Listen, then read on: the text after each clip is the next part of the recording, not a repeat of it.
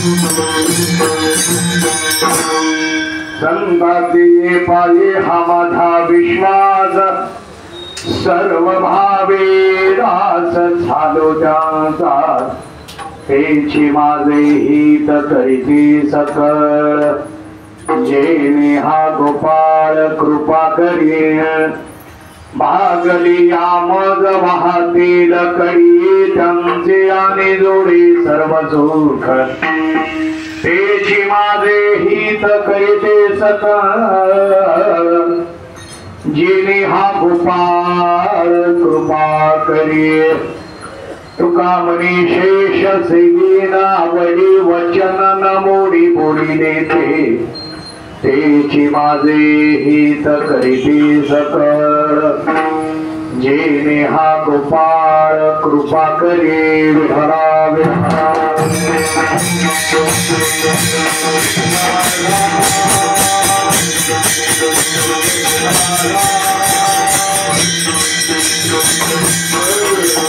पांडुरंगा करो प्रथम नमः, पांडुरंगा करो प्रथम नमः, पांडुरंगा करो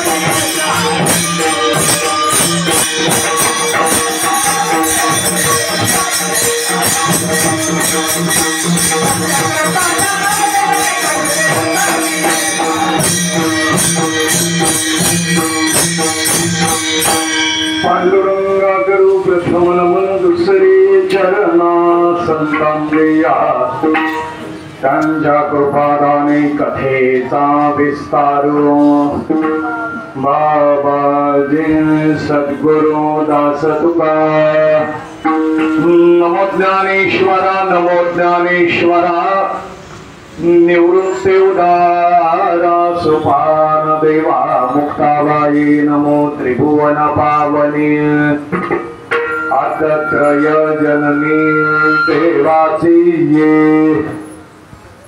प्रस्तुत कीर्तन सेवेसाठी घेतलेला जो आनंद आहे देहूचे संत श्रेष्ठ जगद्गुरु तुकोबा यांचा संत लक्षणा प्रकट करणारा चार चरणाचा सर्वांच्या पाठातला अभंग संत शिरोमणी सोपान काकांच्या समाधी सोहळ्या प्रित्यर्थ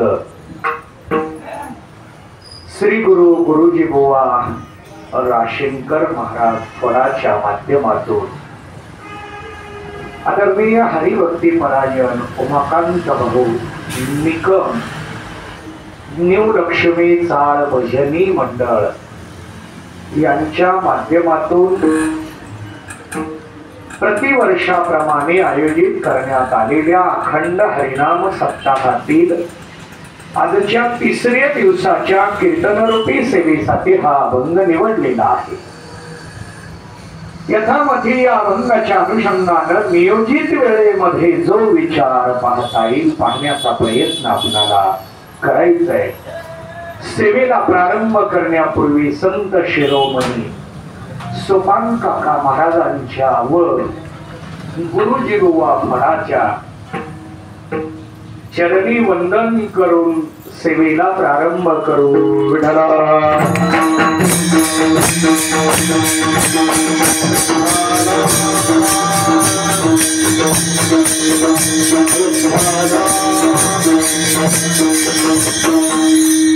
प्रतिवर्षाप्रमाणे यंदा या ठिकाणी या कार्यक्रमाचं आयोजन करण्यात आलं आणि आजची तिसऱ्या दिवसाची सेवा माझ्याकडे सोपवली। आजच्या कार्यक्रमासाठी नवे दररोज आवर्जून उपस्थित असलेले गुरुजी बुवा फळाचे सन्माननीय हरिभक्ती परायण आदरणीय स्वामी महाराज राशिंकर महाराज पंढरपूर यांच्या प्रमुख उपस्थितीमध्ये आदरणीय हरिभक्ती परायण उमाकांत भाऊ निकम आदरणीय हरिभक्ती परायण ज्योतिराम सांगभोळे यांच्या आमंत्रणावरून हा कार्यक्रम माझ्याकडे आलेला आहे आणि या कार्यक्रमासाठी आज भाविक वारकरी मंडळाचे सर्व पदाधिकारी उपस्थित आहेत। आता नावं घ्यायची म्हटलं तर मला किमान 15 दिले तर जातील एवढी संख्या इथं आता दिसतीये आणि त्यामुळं चुकून एखादं नाव राहू शकतं आणि मग अडचण नको म्हणून अखिल भाविक वारकरी मंडळाचे शहर जिल्हा विभाग आणि प्रदेश या कार्यकारिणीवरचे सर्वच पदाधिकारी या ठिकाणी उपस्थित आहेत। या सर्वांच्या उपस्थितीमध्ये संत सोपान महाराजांचा समाधी सोहळ्याविषयीचा अभंगाच्या अनुषंगानं जो विचार पाहता येईल पाहण्याचा प्रयत्न करू।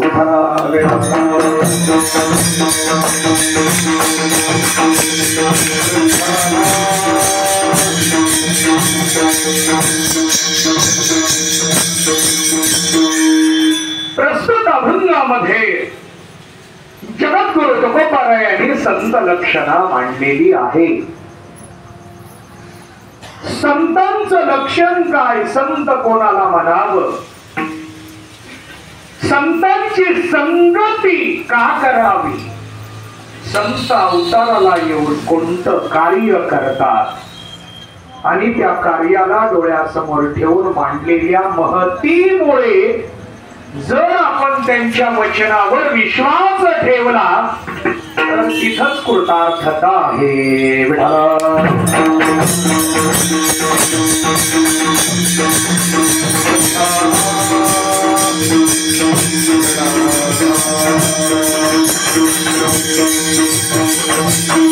मुळात परमार्थाचा विचार जो मांडला गेलेला आहे यामध्ये चालत आला म्हणून करायचा आहे, नित्यनेम आहे म्हणून करायचा आहे, कृतार्थता व्हावी म्हणून करायचा आहे, हा माझं कर्तव्य आहे म्हणून करायचं आहे. विठाला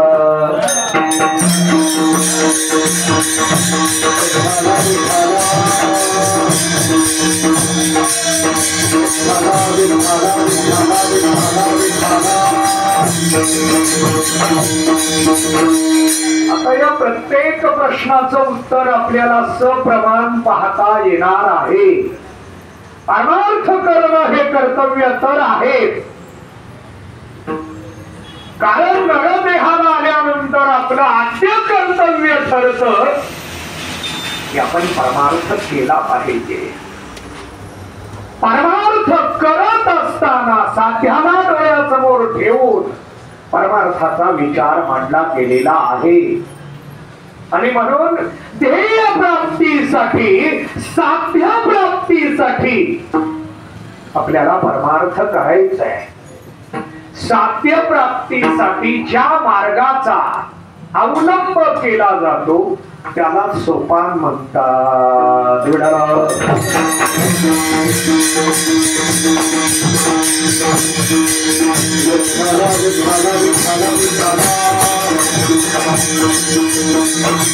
कारण इथं सोपान महाराजांची समाधी आहे.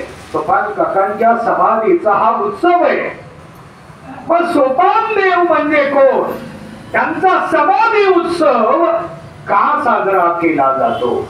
मी नेहमी चिंतन मांडत असतो की समाधी कोणाची होते, पुण्यतिथी कोणाची होते आणि श्राद्ध कोणाचं होतं.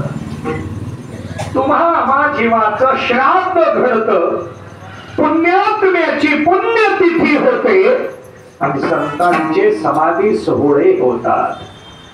संतांची पुण्यतिथी कधी होत नसते आणि म्हणायची पण नसते, पण आपल्या मुखामध्ये सवयीमध्ये बसलेले नामदेव महाराज पुण्यतिथी, सावता महाराज पुण्यतिथी, सोपान महाराज पुण्यतिथी, हे आपल्या मुखात सवयीनं बसलेले त्यांच्या पुण्यतिथी नसतात. पुण्यतिथी ही मरणानंतर असते, संतांना मरणच नाही. देह सोडणं मरण यामध्ये खूप मोठं अंतर आहे आणि त्यामुळे हा विचार प्राधान्याने केला जातो. विठाला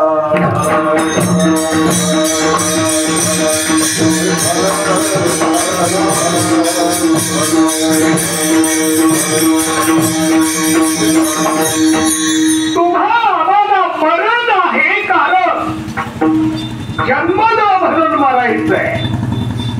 ज्याला जन्म आहे त्याला मरण आहे. उपजे ते नासे नासिले ते पुनरपि दिसे, हे घटिका यंत्र दैसे परिभ्रमे का.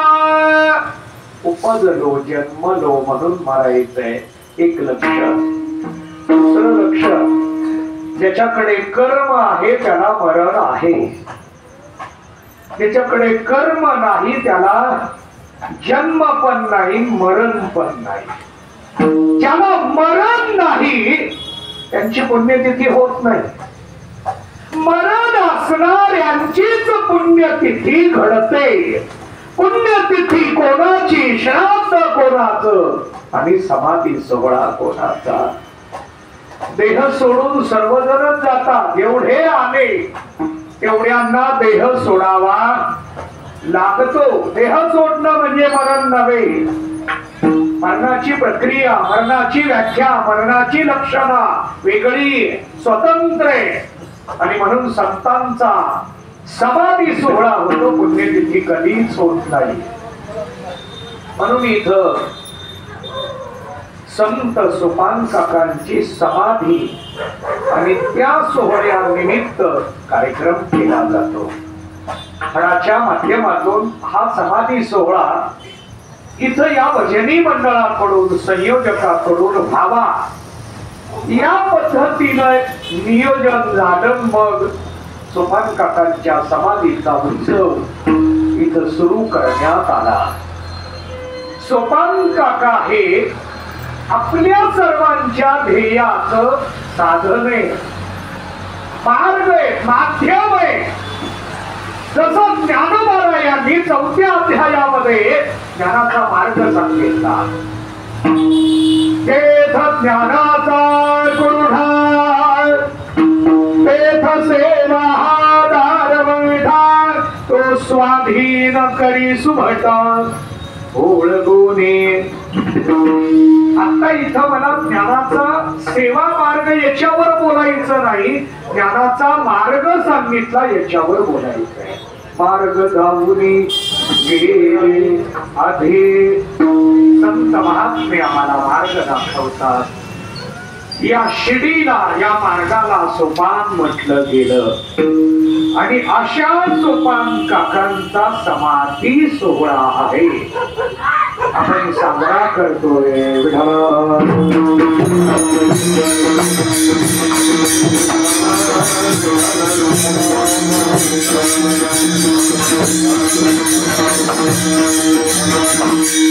मुळात ज्यांना ध्येय नाही त्यांना सोपान काकांची आवश्यकता नाही. ज्यांना ध्येय आहे, ज्यांना साध्य प्राप्त करायचंय, त्यांच्यासाठीच हा विचार आपल्याला पाहावा लागतो. मग यामध्ये चिंतन करत असताना पहिल्यांदा सोपा, नंतर ज्ञानदेव, नंतर निवृत्तीनाथ आणि नंतर मुक्ताबाई असाही क्रम घेता येतो. किंवा सोपान देव, ज्ञानदेव, मुक्ताबाई आणि निवृत्तीनाथ असाही क्रम घेता येतो.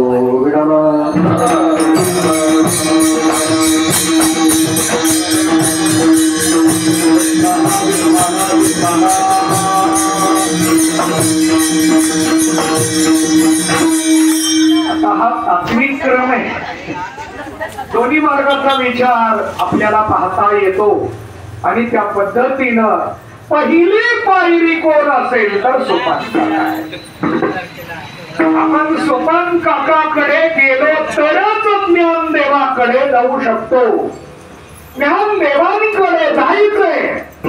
सोलापूर, पंढरपूर इकडचे भाविक जर जाऊ लागले तर पहिल्यांदा सासवड आणि मग आळंदी, सासवड वरून आळंदी, आळंदी वरून त्र्यंबकेश्वर, मग नेहूर म्हणा किंवा चला ठीक आहे मुक्ताबाई. हा क्रम आपल्याला मांडता येतो. चला, माझं चिंतन चालू आहे. पहिली पायरी म्हणजे सोपान काका. परमार्थामध्ये आपल्याला सोपान काकांकडे जावं लागतं. मी नेहमी याच्यावर चिंतन मांडत आलो. एका वेळेला एका संतांनी अवतार घ्यावा का एका वेळेला 4-4 संतांनी अवतार घ्यावा? एका वेळी एका कीर्तनाला 4-4 महाराज येऊन साधत नाही. 4 गायक, 4 वादक आले चालतात. आपल्याला पहिली चाल, मधली चाल, शेवटची चाल म्हणून तर या परंपरा मांडलेल्या आहेत.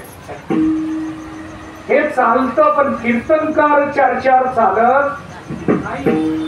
तस जगत कल्याणासाठी अवतार घेणारे संत एका वेळेला 1 असावे का 4 असावे? विडाला विडाला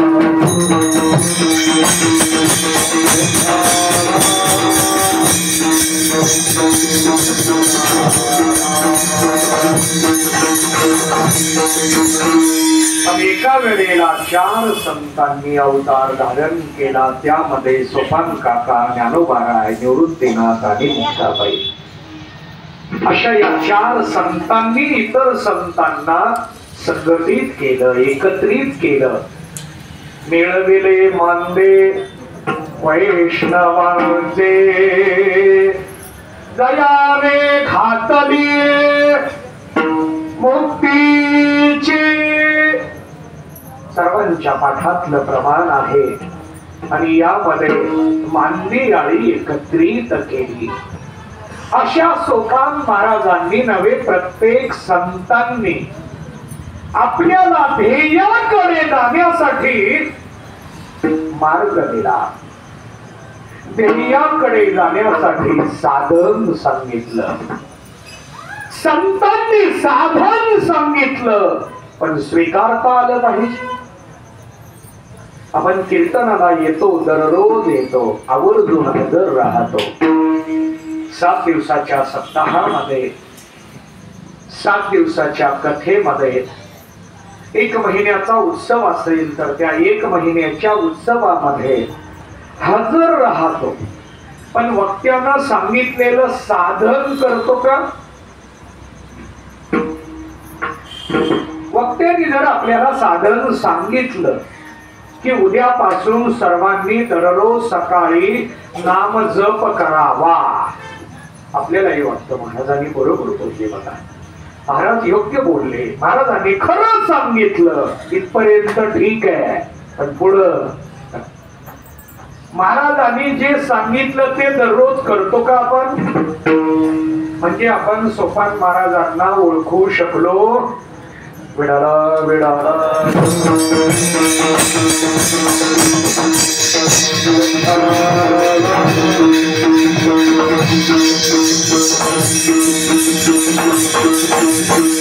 संतांनी मांडलेल्या सांगितलेल्या मार्गाने जर मार्गक्रमण केलं तर समजायचं सोपान महाराजांना आम्ही ओळखलं. असा प्रश्न अनेकांच्या समोर येईल म्हणून महाराजांनी हाच विचार शब्द बदलून मांडला. अधिकार तै झालावे नाम, अधिकार तै झालावे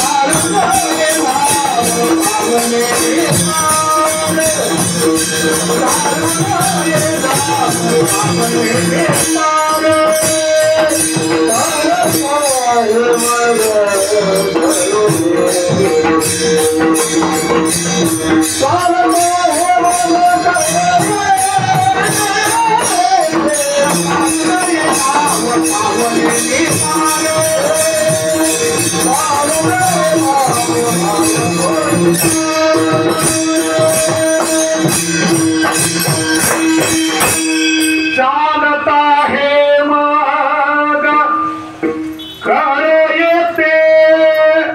या मार्गाचा अवलंब केल्यानंतर करे. संतांनी आम्हाला काय दिलेले बघा. आपल्याकडे व्यवहारामध्ये 7 बाऱ्यासाठी भांडण करतो आपण. संपत्ती माझ्याकडे यावी, संपत्ती मिळावी. आई वडिलांची संपत्ती आपल्याला प्राप्त व्हावी याच्यासाठी आपला अट्टहास असतो. संतांनी सगळं ऐश्वर्य दिलंय, न मागता दिलं, फक्त घेता आलं पाहिजे. आपल्या सातबाऱ्यावर त्याची नोंद करता आली पाहिजे. कारण व्यवहारात सुद्धा फक्त दिलं म्हणून चालत नाही. त्याच्यासाठी सातबाऱ्यावर येण्यासाठी काही विशिष्ट प्रक्रिया आहे, पद्धत आहे. ते झाल्यानंतर मग नाव लावावं लागतं. नाव लागलं का खात्री करायसाठी प्रयत्न करावा लागतो. मग मन भांड्यात पडतं, आपलं नाव लागलं. बघा, बहुतांश मंडळी शेतावर नाव लावण्यासाठी धडपड करतात, पण शेत करत नाही. आता शेती आपल्या नावावर करून घेतली, करायला नावं, मग फक्त आपल्या नावावर राहावी. पण संत महात्मे न मागता पारमार्थिक ऐश्वर्य द्यायला तयार आहे. संत महात्मे ही पारमार्थिक संपत्ती, श्रीमंती प्रदान करायला तयार आहेत. घेण्यासाठी पात्रता लागते, ती आपल्याकडे नाही. आणि ती पात्रता यावी म्हणून सोपान महाराज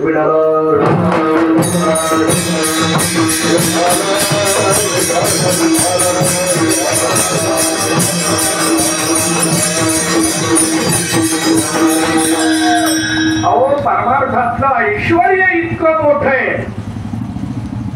एक विचार मांडतो आणि चिंतनाकडे येतो. धनसंपत्ती मोठी का पुण्य संपत्ती मोठी? पुन्हा विचारू का? जीवन अगोदर झालेलं आहे सर्वांचं असं गृहीत धरून महाराजांचं झालं नाही. मगाशीच भाऊनी त्यांना विचारलंय आणि सांगितलं कीर्तनानंतर. पण बऱ्या प्रमाणात आपण जेवण करून येतो म्हणून आपल्याला जेवणाचा आनंद नेमका कीर्तनात घेता येतो. आणि म्हणून विचारावं, चला सगळे जागेवर आले, आता प्रश्न विचारायला काही अडचण नाही. धनसंपत्ती मोठी का पुण्य संपत्ती मोठी? पुण्य संपत्ती मोठी. पुण्य संपत्ती मोठी का ज्ञान संपत्ती मोठी? म्हणून आपण महाराजांच्या पाया पडतो. महाराजांकडे असं काय आहे वेगळं? ज्ञान आहे. आणि म्हणून महाराज आल्याबरोबर आपण त्यांच्या पाया पडतो, कारण ज्ञानाने श्रीमंत आहे.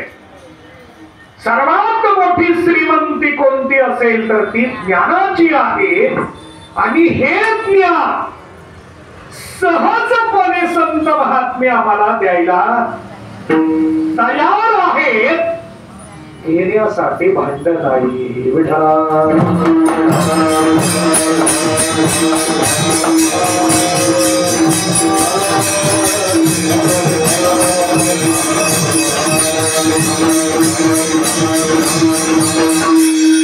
हे भांडण तयार करायचं असेल तर सोपान महाराज लागतात. मी आज अभंगापेक्षा इकडे जास्त वळलो लवकर. माझा विषय जसा चालू आहे त्याच्यावर थोडा वेळ बोलतो. सोपान महाराजांच्या बाबतीमध्ये मी विचार आपल्या समोर मांडायला लागलोय. आणि यामध्ये प्राधान्याने विचार पाहत असताना ज्ञानसंपत्ती संत महात्मे द्यायला तयार आहेत. आणि ही संपत्ती देत असताना राखून ठेवत नाही आणि कोणतीही अपेक्षा करत नाही. महाराजांनी लक्षण मांडलेलं आहे. ऐसी कळवळाचे जाते, ऐसी कळवळाचे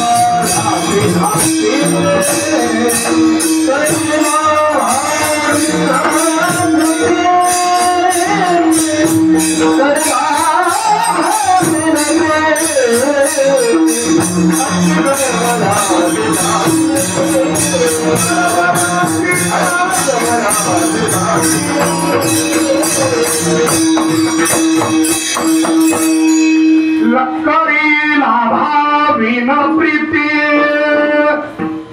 ऐशी कळवळ्याची नाते लाभाशिवाय संपत्ती देणारे फक्त संत आहेत.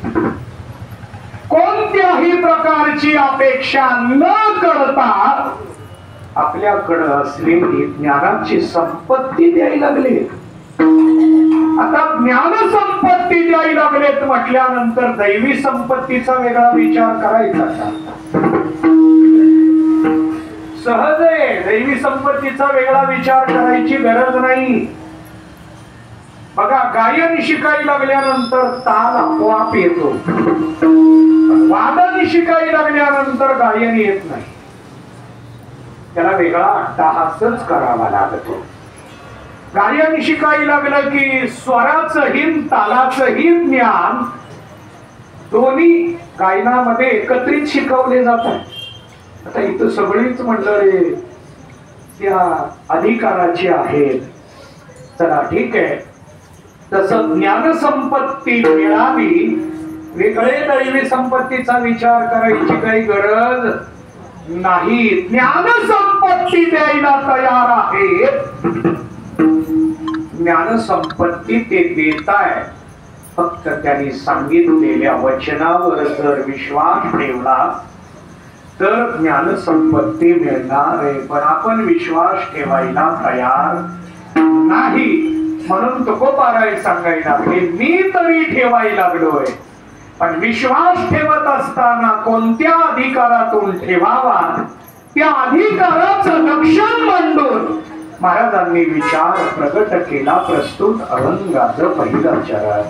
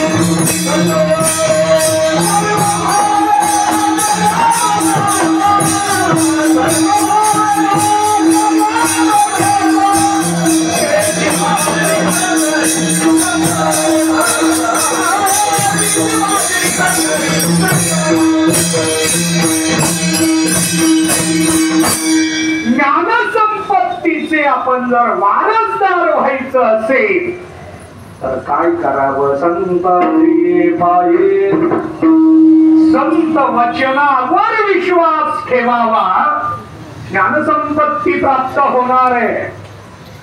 मग आपण या लौकिकातल्या संपत्तीच्या मागे धावण्यात वेळ खर्च करावा का ज्ञानसंपत्तीसाठी वेळ खर्च करावा? आणखीन एक बारकावा मांडतो आणि चिंतनाकडे येतो. धनसंपत्ती गोळा करायची असेल याच जगात वावरावं लागतं. पुण्य संपत्ती गोळा करायची असेल, प्राप्त करायची असेल, याच देहातून याच जगात वावरावं लागतं. आणि ज्ञानसंपत्ती प्राप्त करायची असेल याच देहातून याच जगात वावरावं लागतं.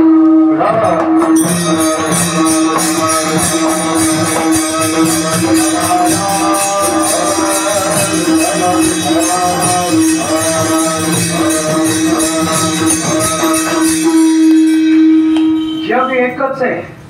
सगळे आजच्या भाषेत बोलायचं झालं, प्लॅटफॉर्म एकच आहे, माध्यम प्राप्तव्य फल भिन्न आहे. धनसंपत्तीचा प्रयत्न, पुण्यसंपत्तीचा प्रयत्न आणि ज्ञानसंपत्तीचा प्रयत्न, आणि हे सगळंच्या सगळं आपल्याला वाङ्मयात सापडतं. धन मिळवायचंय, काय करावं? उत्तम व्यवहारे जोडून या. आता खर्च कसा करावा हा पुन्हा वेगळा विचार आहे, आता माझा तो विषय नाही. कसं मिळवावं हा माझा मुद्दा चालू आहे, आणि यामध्ये धन मिळवायचंय तोही विचार मांडला. धन मिळवायचं असलं तरी धन हे जीवनातलं ध्येय नव्हे.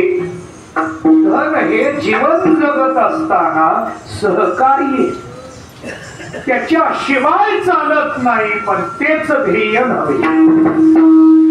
त्याला धन म्हणतो आपण. ज्याच्याकडे पुण्य असेल त्याला ज्ञानसंपत्ती प्राप्त करायला सोपं जातं. कारण पुण्यामुळे आपल्याला एक अधिकार येतो, त्या अधिकारातून ज्ञानसंपत्ती मिळवायला सहजता येते. बघा, एका वर्गामध्ये 60-60 विद्यार्थी असतात. शिकवायला एकच शिक्षक असतो, सगळ्याला एकच धडा शिकवतो, पण प्रत्येकाला एकसारखं कळतं का वेगवेगळं? आकलन क्षमता कशी आहे त्याच्यावर तो धडा पण शिकवला एकाच वेळेला एकाच ठिकाणी, पण घेताना मात्र प्रत्येक जण वेगवेगळं घ्यायला लागले. त्याला म्हणतात अधिकार. अधिकारानुसार ते ग्रहण केलं जातं. तसं पुण्य संपत्ती शिवाय अधिकार नाही. ज्याच्याकडं पुण्य आहे त्याला अधिकार प्राप्त होतो. आणि म्हणून महाराज एके ठिकाणी सांगतात, तीळ तीळ पुण्य साचा पडे. तिळा तिळा एवढं पुण्य ज्याच्या संग्राह्याला आहे त्यालाच नरदेह मिळतो, त्याच्याच मुखाला नाम येतं, त्यालाच सत्संग घडतो. पण तिळा तिळा एवढं पुण्य असेल तर पुण्य संपत्ती ज्याच्याकडं आहे तोच ज्ञानाचा अधिकारी होऊ शकतो. आहे म्हटलं नाही, आहे हे वाक्य वेगळं, होऊ शकतो हे वाक्य वेगळं. कारण 15व्या अध्यायामध्ये ज्ञानाचा अधिकारी मांडला ज्ञानोबरायांनी. ते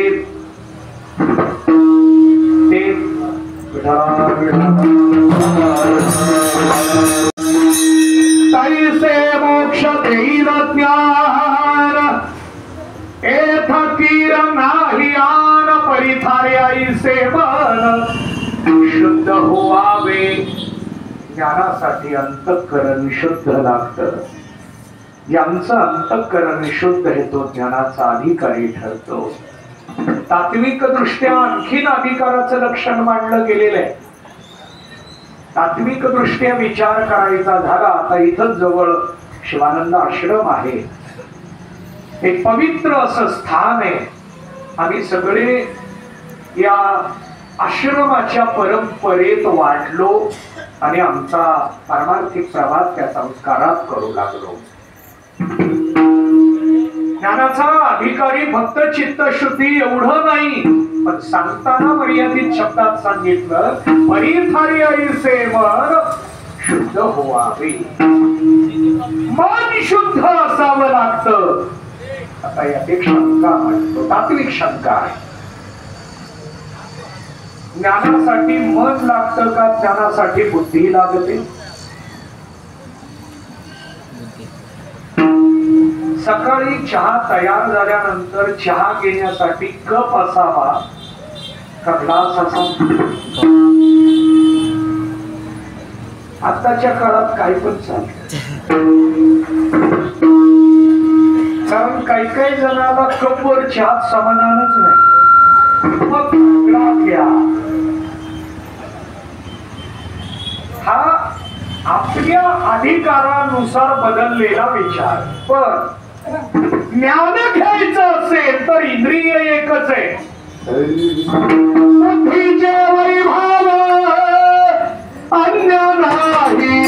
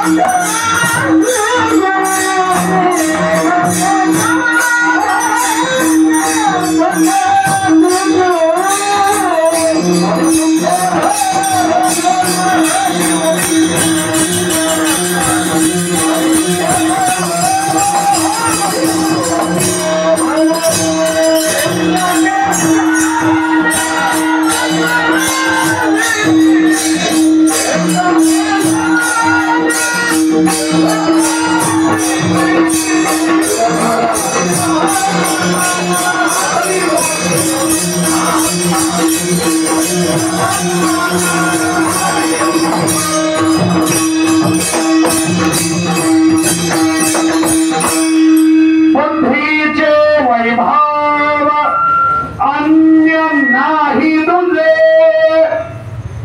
अन्य शब्दाचा अर्थ काय? बुद्धीचं वैभव अन्य म्हणजे इतर इंद्रियात नाही. इतर इंद्रियाला ते वैभव नाही. इतर म्हणजे दुसऱ्याच्या देहातले इतर का आपल्या देहातले इतर? आपल्या देहातले बुद्धीला सोडून इतर किती आहे? शास्त्रानं एकूण 14 इंद्रिय सांगितली, त्यातलं एक काढलं. 13 इंद्रियाला ते वैभव नाही. आता 13 इंद्रिय कोणती? पंच ज्ञानेंद्रिय 5, पंच कर्मेंद्रिय 10, मन, चित्त आणि अहंकार हे 13. यातल्या एकाला सुद्धा हे वैभव नाही. कोणतं? ज्ञान ग्रहण करण्यात. ज्ञान घ्यायचं असेल तर बुद्धी लागते. काही जण म्हणतील मग दुसरी इंद्रिय दिलीच कशासाठी? त्यांच्याकडे जर सामर्थ्य नसेल तर ही इंद्रिय दिली कशासाठी? प्रत्येक अवयवाचे काम आहे. कोणत्याच इंद्रियाचं काम उसनवारीने दुसऱ्याकडे सोपवता येत नाही. बघा, दुपारच्या वेळेला जेवणामध्ये जर दही चटणी असली आणि ती जर गायक मंडळीने खाल्ली त्याचा होती का? मला काही माहित नाही. आज माझा मोबाईल सकाळपासून 9:45 पासून बंद आहे. बघा 5 वाजता मी ऑन केलाय. चिंतने मांडायला लागलो. एखाद्या गायकाने दही चटणी खाल्ली, घसा बसला. मग खूप सुंदर म्हणतात तो, आपला उसना घसा त्यांना द्या. देता येत नाही. डोळ्याचं काम कानाला करता येत नाही. कानाचं काम वाचेला करता येत नाही. वाचेचं काम जिभेला करता येत नाही. हाताचं काम पायाला करता येत नाही. प्रत्येक अवयवाला एक एक काम दिलेलं प्रकृतीनं, त्याला पर्याय दिला नाही. त्याच अवयवाला ते काम करावं लागत. बुद्धीला मन चित्त पर्याय नाही.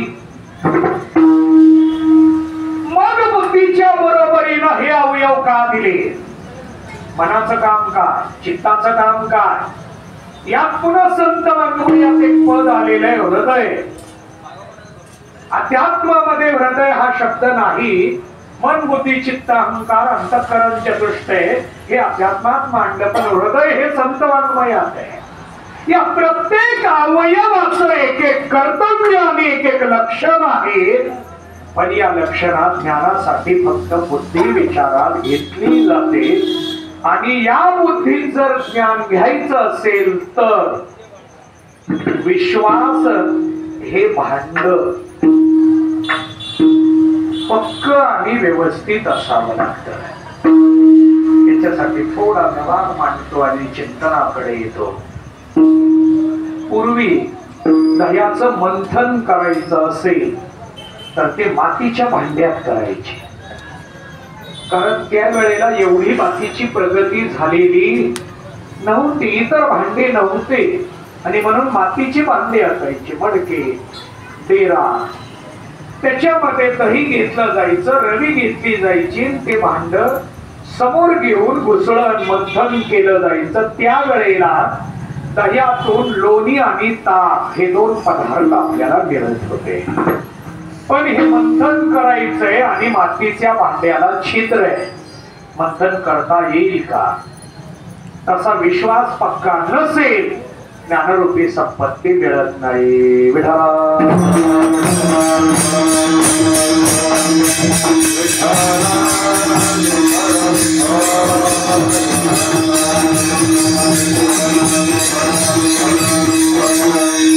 पण हा विश्वास पक्का होण्यासाठी महाराजांनी लक्षण मांडलं. सर्व भावे दास झालो त्याचा. दास होणं म्हणजे काय आणि सर्व भावानं होणं म्हणजे काय, याचा विचार आपल्याला करायचा आहे. सर्वांनी मोठ्या प्रेमाने एक वेळ भजन करू, नंतर उर्वरित चिंतन.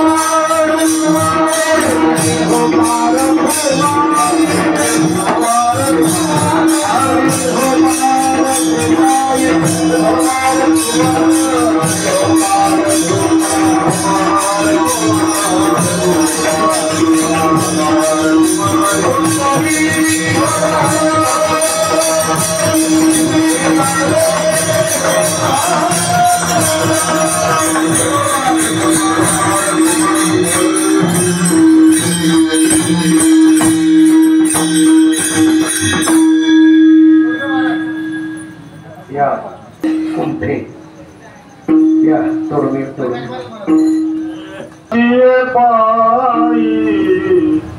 माझा विश्वास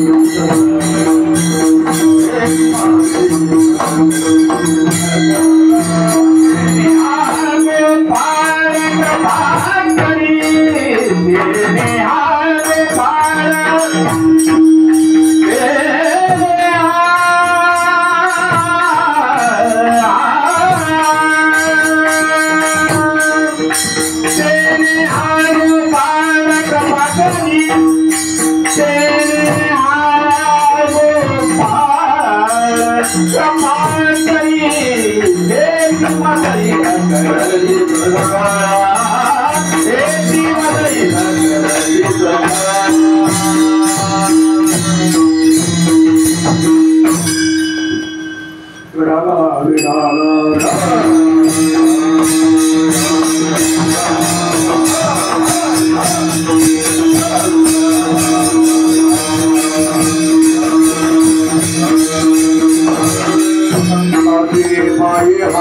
विश्वास सर्व भावे दास झालो त्याचा तेची माझे हित करते सकळ जेने हा गोपाळ कृपा करी प्रतिवर्षाप्रमाणे यंदाही या ठिकाणी संत शिरोमणी सोपान काका महाराजांच्या समाधी सोहळ्यानिमित्त आदरणीय हरिभक्तीपरायण उमाकांत भाऊ निकर, आदरणीय हरिभक्तीपरायण ज्योतिराम चांगबरे, सन्माननीय शंकरराव घुले त्यांच्याबरोबरची सर्व सहकारी मंडळी जवळपास 2 महिन्यापासून या प्रयत्नामध्ये आहेत. कार्यक्रम यंदा आपल्याला थोडा चांगल्या पद्धतीनं आणि मोठा करायचा आहे. याच्यासाठी त्यांनी भागाभागामध्ये जाऊन भेटी देणं असेल, बैठका लावणं असेल, नियोजन असेल, खूप परिश्रम घेतलेले आहेत. आणि म्हणून आज इथं वारकरी मंडळाचे पदाधिकारी सर्व उपस्थित आहेत. मला सुरुवातीला वाटलं माझ्या कीर्तनाला म्हणणं आहे, पण भाविक मंडळाचा आणि आदरणीय उमाकांत भाऊंचा जिव्हाळ्याचा आणि पदाच्या अनुषंगाचा सुद्धा संबंध आहे. आणि त्यामुळे ही सगळीच मंडळी आज हजर राहिलेली आहेत. या सर्वांच्या प्रयत्नानं इथल्या कार्यक्रमाला आणखी उत्साह प्राप्त झालेला आहे. अशा या सप्ताहामध्ये माझ्याकडं 3ऱ्या दिवसाची सेवा देण्यात आली आहे. विश्वास शब्दावर माझं चिंतन चालू आहे. अभंग खूप मोठा आणि सुंदर आहे. परवाच मी पाणीवेतला या अभंगावर थोडासा विचार मांडण्याचा प्रयत्न केला आणि आज थोडा त्याच्यातून वेगळा चिंतनाचा मुद्दा मांडता येईल का हा विचार करत पहिल्या चरणामध्येच आणखी थांबलो. त्यातलं एकच चिंतन पूर्ण करतो आणि वेळेमध्ये विचार संपवण्याचा प्रयत्न करतो. कारण बहुतांश मंडळींना माहिती आहे की माझं कीर्तन कधीच वेळ सोडून नसतं. त्याला कारण आपला उत्साह आनंद जोपर्यंत तोपर्यंत गळी उतरायला सोपं जातं. श्रोत्यांच्या मनातला उत्साह एक विशिष्ट मर्यादेपर्यंत असतो आणि गळी उतरायला तेवढा कालावधी आपल्यासाठी महत्वाचा. आणि म्हणून मी थोडस मला स्वतःला काही बंधनं लावून घेतली. त्यातलं एक बंधन आहे वेळेमध्ये संपवणं. आता 10 मिनिटं शिल्लक आहे आणि चिंतन खूप मोठं आहे, पण जास्त वेळ घेणार नाही. वेळेमध्ये संपवण्याचा पूर्ण प्रयत्न करेन. सर्व भावे दास झालो ज्यांचा. दास्यत्व हे सर्व भावाने युक्त असतात. सर्व भाव कशाला म्हणतात याचं एका शब्दात उत्तर द्यायचं झालं तर शुद्ध भावाला सर्व भाव म्हणावं. एक लक्षात. सर्व इंद्रियाचा भाव म्हणजे सर्व भाव हे दुसरं लक्षण.